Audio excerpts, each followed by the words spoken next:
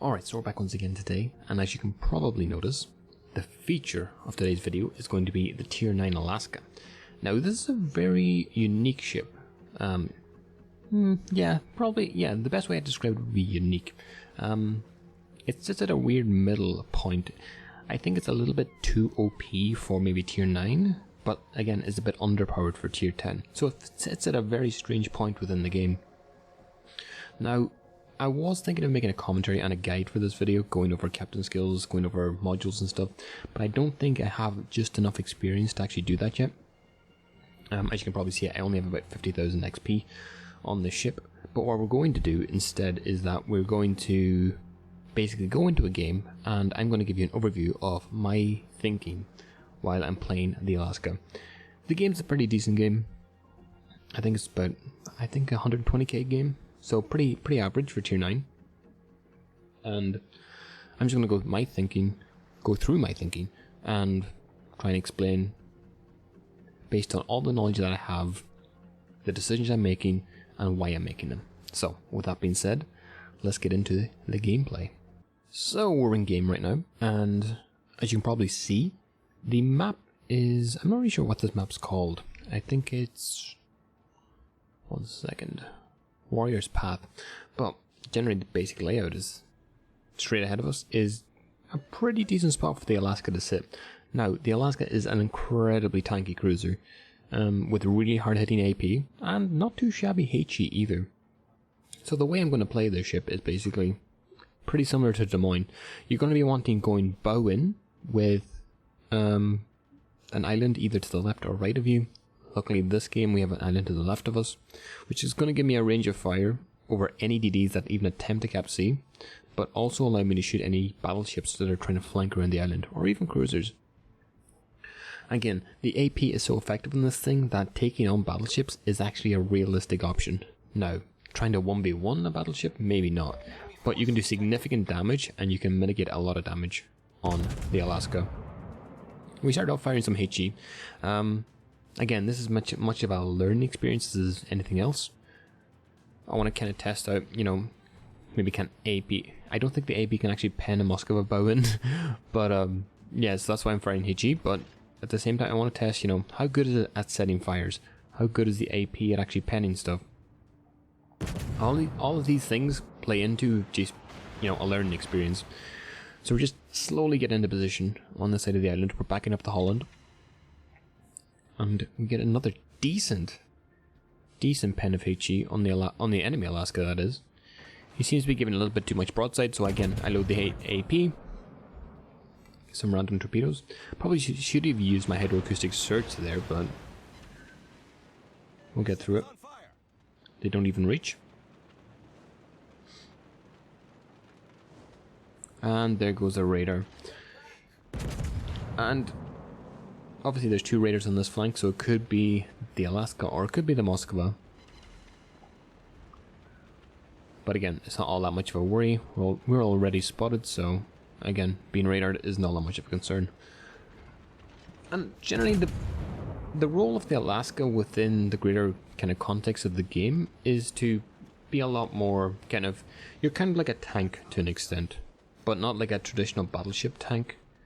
You're there kind of to hold back the masses from flanking one side of the map, give or take. Your job's just to delay a push long enough.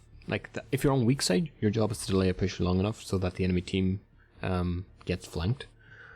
But if you're on the strong side, generally your utility isn't as great, but you still can kind of open water gunboat and be effective in that kind of playstyle also.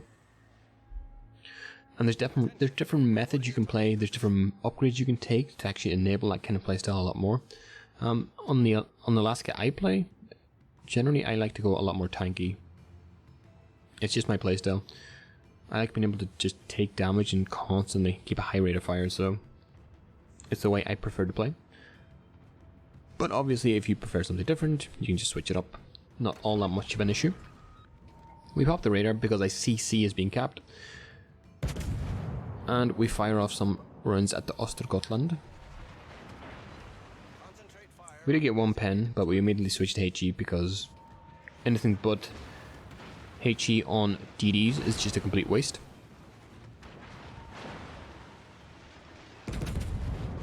And we take another pop. The ship is on fire. This time it's a lot more accurate. We get 1 pen and we knock out the engine. So again, the main role here is just to stop the push, be as effective as possible, and just try and slow down the enemy push if we can. As you can see, our strong side is on the left hand flank and they're not actually doing anything, so you know, expect that too. Expect your team just expect your team just to be kind of buffoonish, shall we say, and not be able to push effectively. So much of the game nowadays depends on which DD dies first, and the DD who dies first generally loses the game for their team. That being said, we're fulfilling our role pretty nicely and pretty effectively.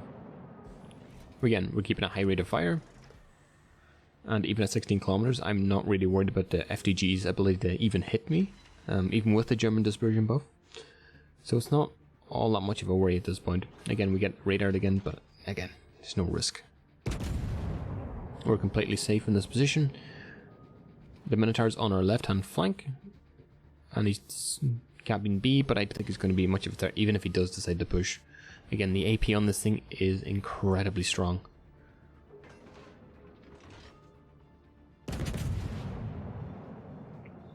Again, we do another little experiment within the game itself. This is kind of part of the learning process. We fire AP at an FDG, sitting relatively broadside, and we do get some pretty decent success. And we do get 2 penetrations in about 6k. And this is something I'd advise everyone basically to do while they're learning a new ship. Try out everything the ship has to offer. You know, you have a Yamato sitting bow in, and you're playing the Thunder. Shoot AP, shoot HE. You know, angle your ship differently depending on what angle you're coming at. Try everything until you find something that works. Every game is a learning experience. And if you stop becoming fixated on whether you're winning a game or losing a game, you'll be able to learn so much quicker, and as a direct result, you'll win so much more. A lot of people tend to tie emotion into whether they win or lose, when it's completely the opposite. The second you start removing emotion from winning or losing is the second you instantly start getting better. But again, the FTG is still sitting here for some reason. I don't know what battleship we had with us there, but it somehow died by overextending a little bit too much.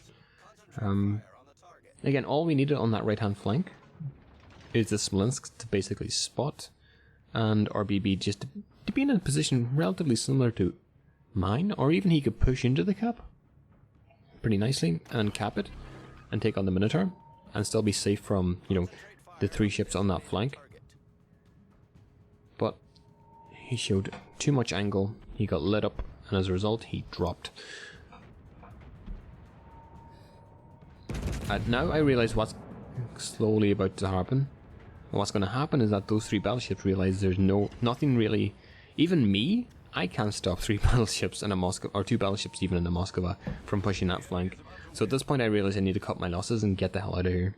And switch my playstyle now from being, kind of a tank stopping people from pushing this flank to open water gunboat effectively.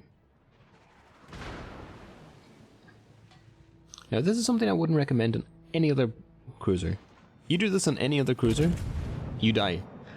Don't turn like this on anything but the Alaska. I seen the Vladistok shot his back turret, but he didn't shoot the first 2, so I knew this was coming. But thanks to the Alaska being so goddamn tanky, we only managed to take about 7k damage, which is easily healed up. Now at this point I was hoping maybe the Minotaur would reverse and I'd be able to get a decent shot. That's why I'm, switching to AP, because I can do a hell of a lot of damage to the Minotaur. But instead the Smolensk decides to pop up, and we're going to take a pot shot at him instead.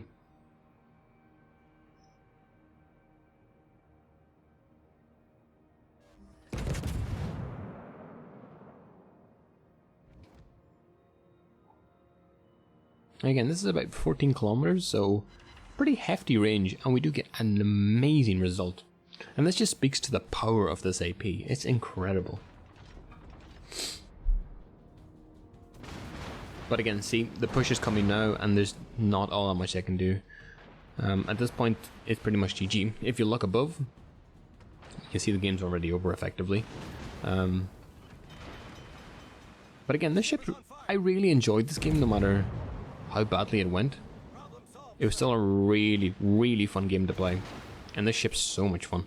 If you have the free XP to get the Alaska, I'd highly, highly recommend it. It's one of my, probably one of the most best ships I've played since I got the Thunder. Especially premium ships. And I really don't say that lightly. You know, I got the Jean Bart, played maybe 2 or 3 games. Really didn't really fancy it all that much. And yeah, I've barely touched it since. But this ship, the Alaska, it's going to be a constant of my cruiser gameplay for a while.